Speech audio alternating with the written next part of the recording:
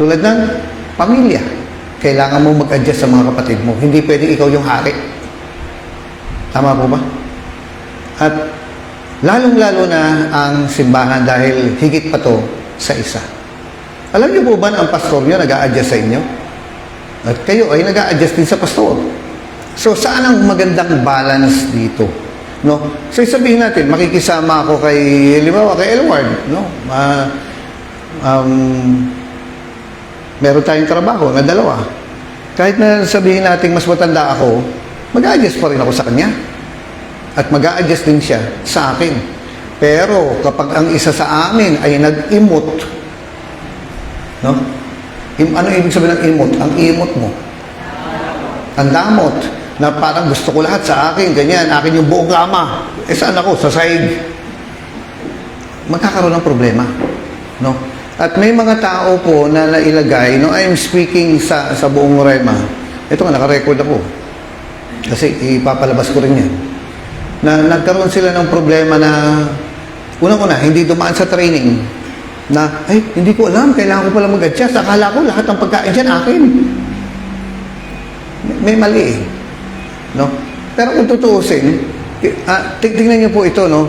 Angel, ilang taong ka ng born again? Pinanganak ka ata, born again ka na eh. Parang lumaki ka na sa simbahan, di ba? Ayan. So sabihin natin, ito ba si Mitzi? No? Ilan taon ka ng born again? Tagal naman. Ilan? 2 years. Okay, sino ba yung pinakamatagal na born again dito? Me. Ako yung pinaka. No? Hindi ko na alam eh. Nakalimutan ko na. Kulang na ata yung daliri ko sa edad. Yung dito, pahiram ng daliri nyo. Pero alam niyo po ba, kahit na anong sabihin natin, sino po rito yung nakatapos ng pag-aaral? No? Yung professional. O si ate, si ate Emmy. Dahil nag-retire na po kayo sa teacher, ano? Yan. Siguro naman si ate Emmy ay dumaan sa nag-aral ng pagiging teacher, nakagraduate at naka-board exam. Pero ngayon, sino po ba ang mga Kristiyano na alam niyo na nakagraduate ng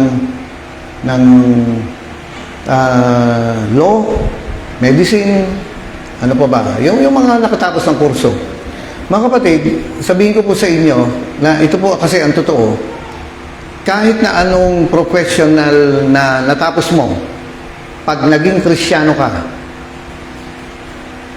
nakatapos ka man o hindi, pero pag naging Kristiyano ka, dadaan ka sa pagiging baby. Hindi ka maaasahan na matured na akong Kristiyano. Hindi. Dadaan ka pa rin sa pagiging baby. Kahit na top-notcher ka sa law. Kahit na sabihin natin, ikaw yung pinakamatalino sa UP na abogado. Nalala ko nga si Marcos Sr. Nakita kasi yung tinatanong niya, asan ang score ko? Parang ganito po. Sabi niya, ang score niya ron parang 90% lang ang tama niya. Kinwestiyon niya yung sabi niya, gusto ko makita yung test paper ko. Saan ang mali dyan? Tapos nung di nagkagulo sila. Ang ginawa po ng yung nagbibigay ng board exam. Ano ba nang tawag rin sa department na yun? PRC. Nakipag-dialogue kay Senior Marcos. Ngayon, sabi niya, mali ka rito sa sagot sa tanong na to. Sabi niya, patingin. Sabi niya, no, I am not wrong. The question is wrong. Talaga nakipag-ano siya. Ngayon, nakipag-balitaktakan siya. Alam niya, natalo yung PRC. Talino. Alam niyo ba na si Senior Marcos, Marcos Senior ay isa sa kinakatatakutan na presidente noong unang panahon. Takutan China rin. Pero nung nawala siya, bumaba na ng baba hanggang sa nasakop na yung ibang parte ng Pilipinas. Kaya ingat din kayo, sasakupin na ng China yung love life nyo pag di nyo pa iningatan yan. Ngayon, kahit na anong maturity nila, pero pag dumaan ka sa pagiging Kristiyano, magiging baby Christian ka, dadaan ka dyan. Maglalabas siya ng alburuto. Maghahanap ng yung ano ba yun, yung yung treatment, yung VIP treatment, at pag hindi mo nakamayan, tatampo yan. Ang tatalino yan, very professional yan, pero pag naging babe, pagka naging Kristiyano, dadaan sa baby Christianity. Hanggang sa pupunta sa carnality. Hanggang sa pupunta na sa maturity. Na nakuha niya mga kapatid. At itong time na to, tingnan niyo, pagkain, lahat yan pupunta rito, makadampot yan ng tornilyo, saan pupunta yan? Sa bibig. Makadampot ang gagambayan, saan pupunta yan? Kaya kailangan ng may pastor. At mamaya, yung mga baby natin, ano man, maggagaganyan na yan na, huy, tumigil ka nga. Maggaganon yan, mamaya. Hindi lalong iiyak. Anong mangyayari ngayon? Pero mamaya, pagkatapos na sa loob na isa, dalawa, tatlo, apat, lima, minsan nga 20 years na ganun pa rin Dahil di na pagbigyan, dahil nasaktan. Ano pa? Pero, kapag sabihin natin, ikaw ay sabihin natin, 10 years ka nang born again, and yet, may pagka-baby ka pa rin, no? Sabihin mo, yung 10 years old, may bigote na. At ang haba na ng balbas sa, ng balahibo sa paa. Tapos yung buhok niya sa kilikili natitirintas na. Pero baby pa rin. May mali. No, may mali. Pero kung tingnan mo yung katabi mo, hindi mo gano'n, huwag mo ka magsasalita. Sabihin mo, ito baby to eh. Ngayon, ang isa sa pinakamagnanakaw ng pagpapala. Yan. Ano ba yung hawak mo? May cellphone ka ba rin? Ayan. No, ang ganda na cellphone mo, di pa tayo makitano rito. Joke lang. may laman. Wala. Sige. Ang isa sa pinakamagnanakaw na pagpapala sa atin yung pagiging baby Christian. Nananakawan ka. Na sa halip na ibibigay na sa iyo yung gift ng prophecy, gift ng interpretation of tongues. Alam niyo po, ang pinakamaganda po na i-adjust natin sa sarili natin ay yung kaya mo mag-adjust. Ano dapat mo adjust? Kaya mo mag-adjust na kaya kong tiisin itong taong to. Nakuha niyo mga kapatid. Ayan. Yung isa pong kwento na sabi ko hanggang next week po yung evaluation ko. Nakita ko po na sabi niya, ito po yung sinasuggest. Paano mo malalaman kung masaya sa iyo ang amo mo? Kasi ang habol po natin dito, no? Na may kinuwento sa akin si Pastora Juvie na parang ganito sa kumpanya. Maliit ang sweldo. Maliit ang sweldo, maliit ang sweldo. Sapat na yan para umangal sila. Hindi ko, tandaan nyo kahapon. Maliit ang sweldo, maliit ang sweldo, maliit ang sweldo, maliit ang sweldo. So, anong tendency nito? Lilipat ako. Lilipat ako ng church. Lilipat ako ng kumpanya. Bakit? Maliit ang sweldo, maliit ang sweldo, maliit ang sweldo, maliit ang sweldo. Lilipat ako. Kasi hindi sapat-sapat sa akin eh. Tama po ba? Tapos ito pa ang katwiran. Kaya ako nagtatrabaho para may makain ako. Hindi nga kakasya to. Maliit ang sweldo, maliit ang sweldo, maliit ang sweldo. Pero, kapag masaya yan sa trabaho niya kahit maliit ang sweldo, aalis hindi. Hindi. Yung samahan natin dito sa Repa, dito sa church. Yun ang question eh. Ngayon, makikita mo rin yung tanongin mo yung sarili mo, ikaw ba nagpapasaya sa akin? Sige, magtanungan kayo. Tanongin mo katabi mo, masaya ka ba sa akin? O ako na lang nagpapasaya sa'yo? Mo yung offending party. Sino ba dito yung nagkokos ng kaguluhan? Sino ba dito yung nagkukos ng division? Sino ba dito yung nagkukos ng... Pero hindi natin magawa yung gano'n eh. Hiya tayo, di ba? Ako di ko kaya na ipupulpito. Pero yan ang sinasabi po ng Biblia na hindi ko alam ba, na kumbaga may pagkakasala ako kay Lord kasi ang hirap gawin. May nakalagay sa Bible na may mga tao po na offending, sila yung sabihin mo sa katabi mo, sila yung tinga. Kaya di ka makakakagat. Nalala ko noon, kumain kami kila ASIC, doon kila Merna. May pusa silang itim. No. Sabi ko, ba't naglalaway? Yung pusa nilang itim, hindi ko alam kung pangalan, no? Blackie, Shadow. May pangalan ba yung pusa niyo unang panahon, itim? Wala no? Nakuha niyo? Sabi ko, tulungan natin yung pusa. Hindi na makakain ito, mamatay ito. Hindi ko na matanda ako nung ginawa namin, pero gumawa kami na para matanggal. Sabihin mo sa katabi mo, sa ministry at sa church. Sabihin mo, sa ministry at sa church. Huwag ka sana yung tinik. Actually po, pinapahanap ng Diyos yan. Nasa Bible yan eh. Na sabi niya, ipulpit. Siyempre, kausapin mo muna. Pero, meron po yung tinatawag na church discipline sa Biblia na sabi niya ganun. Ang pinakamalala, hindi ko kayang gawin. Pero nagawa ko siguro twice. Itiwalag mo. Nagawa ko yan. Talagang nagpulpito ako. Pero kinuha ko yung buong consensus ng simbahan. Bakit? Wala nang ginawa. Kundi manligaw. Kung kapatid niya, nagtaas ng kamay. Unang-una nagtaas ng kamay. Sabi niya, ako na po mauuna magsasalita. Kapatid niya yun eh. Sabi niya, kung ano po yung desisyon ng mga ka-elderat ng simbahan, ganun na rin po ako. 100% itiwalag. Hindi ako nakiro. Kinukuha ko lang yung bawat sagot. Dalawang lalaki ay nanligaw. At yung combo nila nahuli. Hindi maganda. Na-screenshot yung mga combo. Yung lalaki na worker, nanligaw sa miyembro. Kaya alam nyo, wala tayong magawa kundi kailangan disiplinahin yung worker. So, anong nangyari?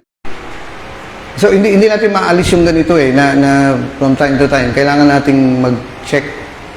Kasi si Pablo sabi, chinecheck ko ang sarili ko na baka bandang huli ako, sermon ako ng sermon, bandang huli ako hindi pumasa. No. Biblical yan, sabi, check mo ang sarili mo. At magkabarkada kayo, halimbawa, close kayo. Hindi yung parang, tara, bili tayo ng float. Tara, kain tayo ng balut. Tara, sumili tayo. Ang isa rito, check mo, baka nanlalalaki to. Ngayon, huwag mo konsintihin. Pastor, kagabi lang, sabi niya, may miyembro po ako na babae. Ngayon, forward ko po yung convo namin. Abay, nakalagay ito ni Pastora, sabi niya, tulungan niyo po ako dahil ayoko po yung ganitong pakiramdam. Di tinutuloy kong binabasa. Hindi ko po mapigilan ng sarili ko, babae yun, na magkagusto sa kapwa ko babae, tulungan niyo. Sabi ko, mag-video chat na lang tayong tatlo. Kausapin ko. Usually, yung mga ganyan kasi, fasting ang ginagawa rin. No, fasting. Or, deliverance. Kasi demonyo yan eh. Hindi naman yung sakit na iinom ka lang ng gamot, mawawala na yung pagkatumboy mo, walang ganun. So, pagdating sa bukas, mag-video chat kami. Pero ang isa po na nakita ko na pinakamaganda, sabi niya, paano mo malalaman kung masaya ang amo mo? Ito po halimbawa, sabihin natin, ikaw, ano bang tawag yung naglalagay ng gasolina sa kanya? Ang ginawa niya ngayon, nag-text kay sir, gumamit ng ibang number. Tapos ang sabi niya, magandang umaga po, ako po si ganito, gumamit ng ibang pangalan. Ako po ay naghahanap ng trabaho na payag po ako magsimula ng mababang sweldo. Hindi po kayo magsisisi sa akin. Kasi masipag po ako, ganyan. Naghahanap po ba kayo ng gasoline boy? Nakuha niyo mga kapatid. Ngayon, hinihintay niya yung reply. Doon ko makikita na payag ba ang Diyos palitan ng, payag ba ang amo ko? Pero alam niyo po, nakalagay doon, sabi niya gano'n, sabi niya, satisfied ako sa gasoline boy ko ngayon. Try mo na lang next time kasi hindi ako nangangailangan pa. O, di na check mo. No? Kaya maganda rito, anytime, pwede mo palitan yung gasoline boy. Paano pag-asawa mo? Anong marawi? Pag pinakawalan mo pa yun, dapat hinatid mo kagabi. Kasi nagkakagusto sa isang hindi ko alam, taga-Baler ba yun? Nagkakagusto to eh. Di mo, hindi inamin sa akin ito. Ewan kung natatandaan niya. Nagkakagusto na to. Sabi niya sa akin dati, gusto ko pong magkapamilya sa kanya, papikit-pikit. Kung mahal mo yung kapwa mo, hindi mo siya nanakawan. Kung mahal mo yung kapwa mo, hindi mo siya lolokohin. Kasi pag sisinungaling, hindi naman yung diretsong kasinungalingan lang, kundi yung nangi-scam ka eh. Pag sisinungaling din yun. Kasi kung mahal mo siya, hindi. Tapos sabi niya, kung papaanong inibig ko kayo, gayon din naman mag-ibigan kayo. Ay, hindi ko po alam ito kung paano. Elward, paano ka ba magmahal? Yan. Halimbawa lang, ang naging girlfriend mo ay si Marcy ba? Ano ba kayo? Sheila. Taga Isabela ka. Halimbawa, naging kayo. Sabay. Tiwalag natin, Rodel. Mako-compare mo na maaaring sabihin ni Sheila, mas masarap magmahal, yung pagmamahal natin sa isa't isa ay dapat ka-level ng Diyos. Yung hirap. Ibig sabihin, tingnan mo yung katabi mo, ibig sabihin, mamahalin kita katulad ng Diyos. Hirap na akong tiisin yung amoy ng kilikili mo eh. Pero yun ang requirement. Hindi ba kababasa lang natin? Ibig sabihin, huwag kang maiksi ang pasensya sa kasama mo simbahan. Hindi pwedeng maiksi. Na ang bilis-bilis mong magalit sa kanya. Ba't ang Diyos ba bilis magalit sa'yo? Hindi. Nag-i-expect ngayon ang Diyos na yung paano kang mahalin ng Diyos ay gano'n mo rin mamahalin ang kasama mo. Kaya nga sabi niya gano'n, kung pagdating sa mga pagkakamali, forgive 70 times 7.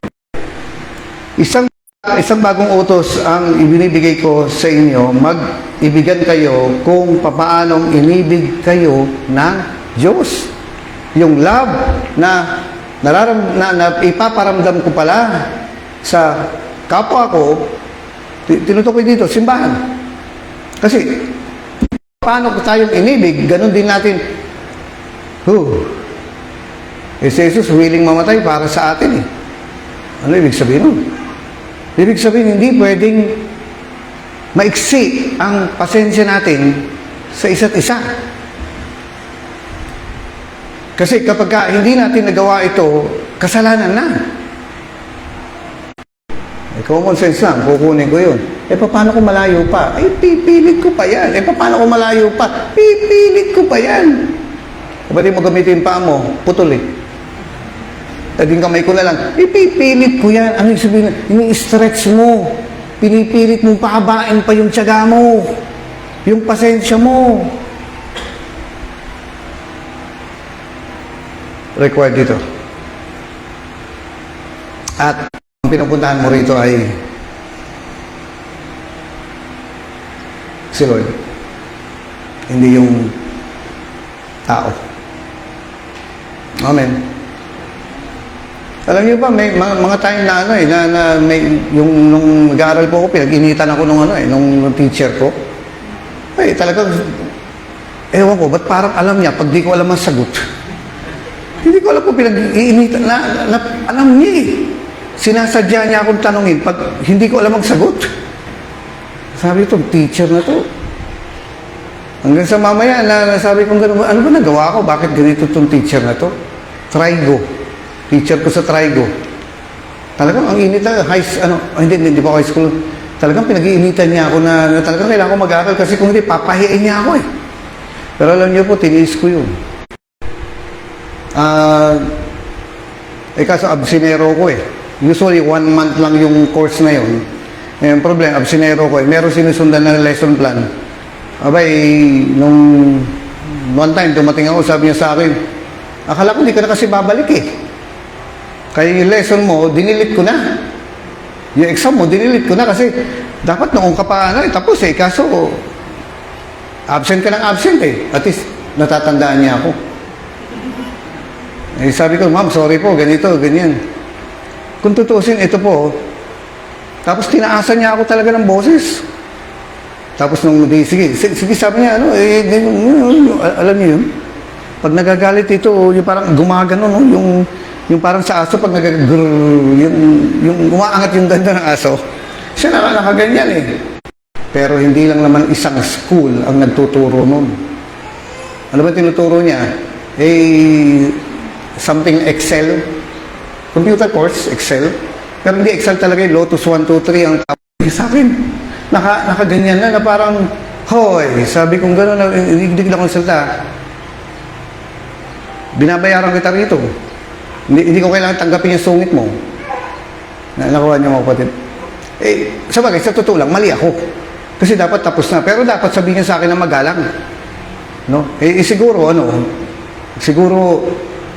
mainit ang ulo niya. Bakit sa akin lalabas yung init ang ulo niya? Binabayaran ko ba siya para labasan ako? Parang ginagawa niya akong tambutso. Punching bag. Ako yung lalabasan niya na parang in love.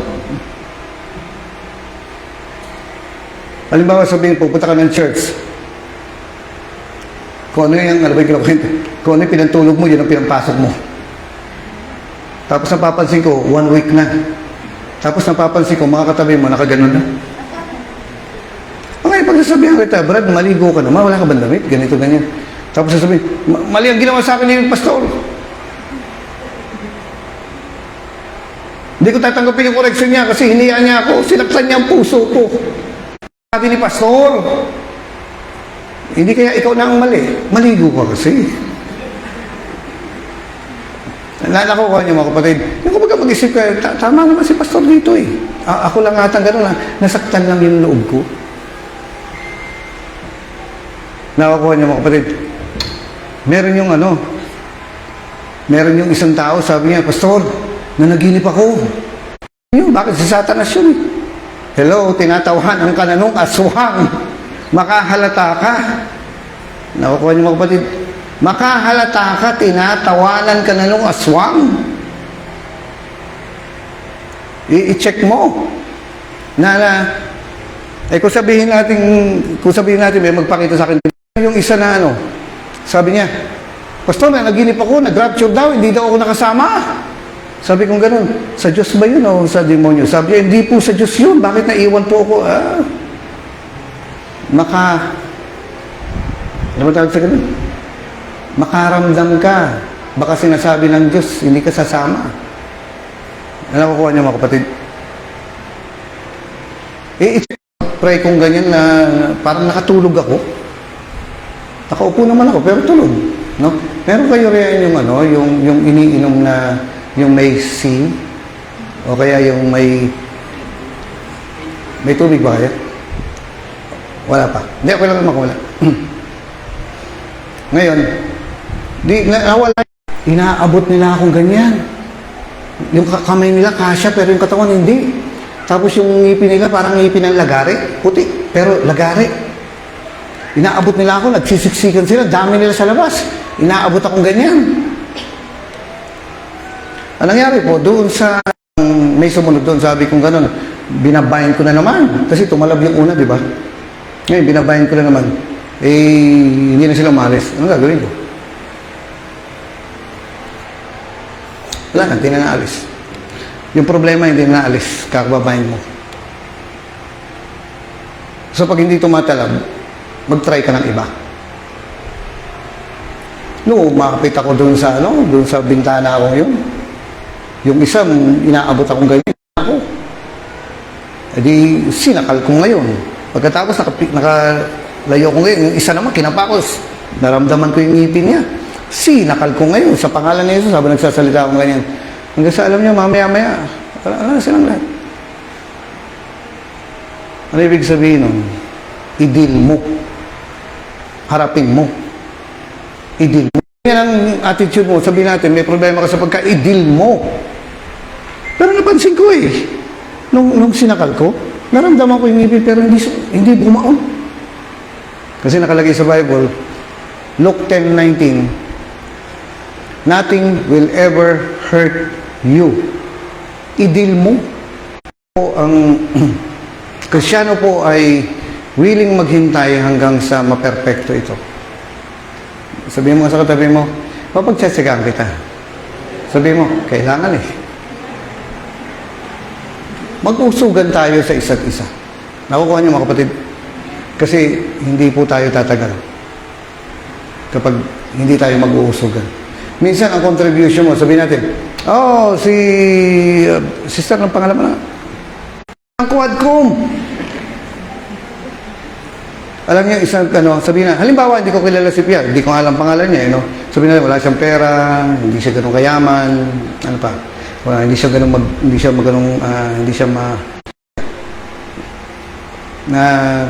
mag-pray, mag-check up. Thank you. Hawakan mo muna. Diyan mo lang, hawakan mo. Yung contribution na magagawa mo. Amen po ba? Yan. Dito ako tinalaga ng Diyos para lumago. Alam niyo po, mahirap kasing lumago yung isang halaman na palipat-lipat ng paso. Kung dito ka sa Rema, stay ka rito. Paano kung may mali? Stay ka lang dito. Lagi namang meron Kasi alam niyo ba, nakalagay sa Bible, di ba sabi niya, malapit na kayo sa lupang pangako. Natawid niyo na yung Red Sea. Natalo niyo na ang Jericho. Malapit na kayo sa lupang pangako. Pero hindi naman good news. Yung news, sabi niya, hindi ko totally pinalayas ang mga tao doon. Hindi totally. Ano ibig sabihin nun?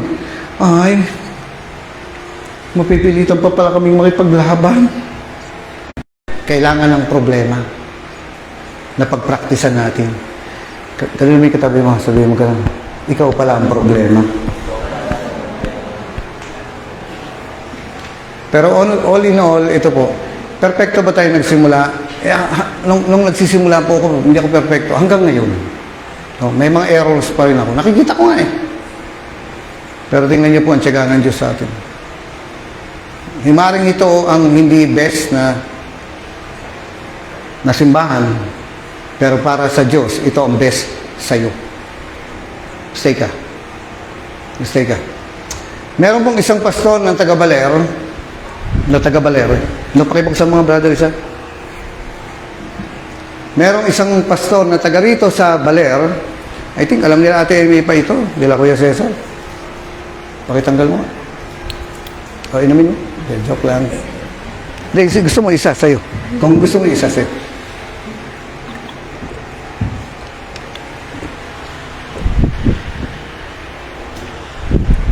May kwento. Hindi perfecto yung simbahan natin.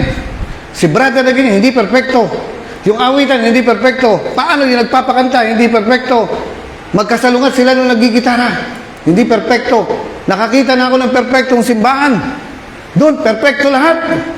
Kaya doon ako lilipat. Ayoko na sa hindi perfecto. Mas maganda ron dahil doon, perfecto.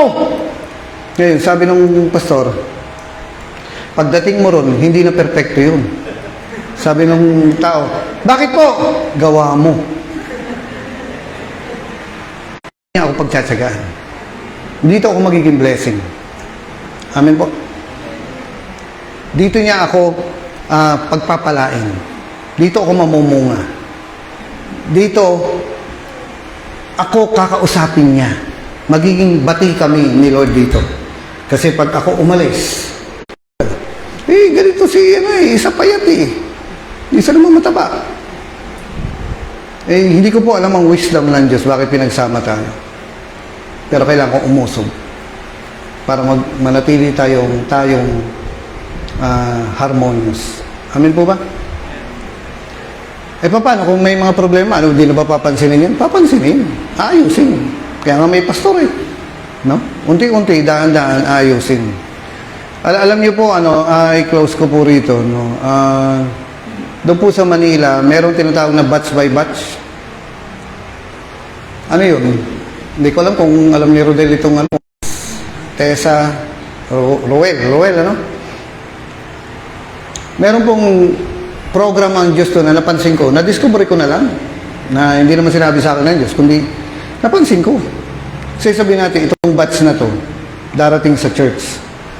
Mag-stay 1 year, 2 years. Ngayon, yung 1 year na yan, at yung 2 years na yan, kailangan turuan ko yan.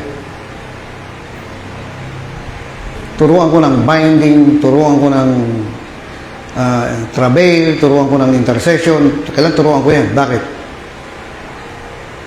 After 2 years o 3 years, depende. May darating na problema sa church at aalisin yung mga yan.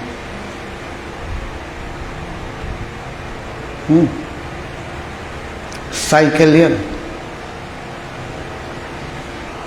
Napapansin kong gano'n, natatalo ko eh. Nawawala. Ngayon, hintay na naman akong 1 year, 2 years. Pero pagkatapos yun, nawala kayo, may darating na bagong batch. Hanggang sa mamaya, may darating na bagyo. Mawala. Sabi ko, bakit ganito? Binago ko ngayon. O di may bagong batch na dumating. Bakit nawala eh? May bagong batch na dumating. Ngayon, yung pagdating ng batch na to, sa bagyon darating. So, kailangan ko itong palakasin. Binago ko. Tinuruan ko ng binding. Ano pa ba yung tinuro ko? Ano yung Bartolo? Ha? Intercession? Travail? Ano pa? Ano yung binanggit ko kanina? Soul winning. Binagdagan ko ng isa. Tiis. Stick ka sa plano ng Diyos. Eh. Tiis. Binagdagan ko. Xerox. Sila Johnny, sila Jasmine. Andiyan pa rin. May mga nawala sa kanila pero hindi totally nawala. Hindi katulad noon. Pasintabi po. Julius. Bakit? Hinawakan ni Tim dito eh. Sa akin ka lang tumingin. Napaganda, di ba? Pero, tama ba ako, Julius? Nakinig sa ibang pastor eh. Pero ang point kasi ron, ito, nung sinabi kong magtiis, alam niyo yung problema na mga nakarang batch? Dumating din eh, same thing, same lang. Yung mga pagaduan na wala. Hanggang ngayon, yan sila Johnny, yan sila sila Jasmine. Ayan, yan pa rin sila Ate May, sino pa ba? Yung asawa ng H, sila nga ba yung Ate May. So, andyan pa sila. Hindi ang Panginoon, stay ka rito. Kasi dito ka tinanim, dito ka mamunga. Amen po ba? Amen. Ay, Rodel, AC, meron pa ba akong tatanungin? Evaluative? Meron pa. Saan kami pwede? Doon? Sa kubo? Doon na lang sa kubo sa likod. May pagkain doon. Joke lang. joke lang. Ay, sige po. So, nakuha niyo mga kapatid. Ayan, sabi niya, ibig sabihin nito, sabi niya, magmahalan kayo, ibig sabihin, magbantayan kayo. No? Magbantayan kayo. Ano pa ba? Magpanalanginan kayo. Kasi di mo lang pwede masasabing mahal mo yung tao. Hindi mo pinagpe-pray. No? Tingnan mo yung katabi mo. Tingnan mo. Tingin ka sa likod.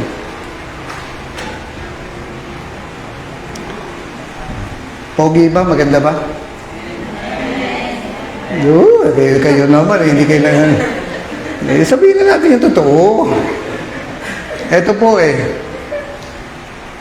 kung hindi man gumanda yan, hindi man pumogi yan, ako mananatiling cute. Kung hindi man siya magbago, hindi man siya magbago, hindi man siya magbago, hindi man siya magbago, ako mananatili akong cute. Tama po ba? Eh, hindi, pangit pa rin, pangit pa rin, pangit pa rin, alis na ako dito. Ano ka ba? Nasa bahay tayo ng parlor. Pinagaganda pa tayo ng Diyos dito. Wait lang. No, baka kailangan ng astringent number 40. Wait lang. Inaayos pa ng Diyos yan. Wala ka bang perang pampariban? Ngayon, wala ako, pastor. Kasi sabi ko, huwag kang magagalit ha. May gumagapang eh. Oh. Tik. May minsan sa sariling bulsa, o pareban ka. Thank you po, pastor. Kaso kulang po. Sige, yung nakuha niyo mga kapatid, kung hindi gumaganda yung ugali, hindi gumaganda yung ugali, hindi gumaganda yung ugali, ko, mananatiling maganda ugali ko. Tama po ba?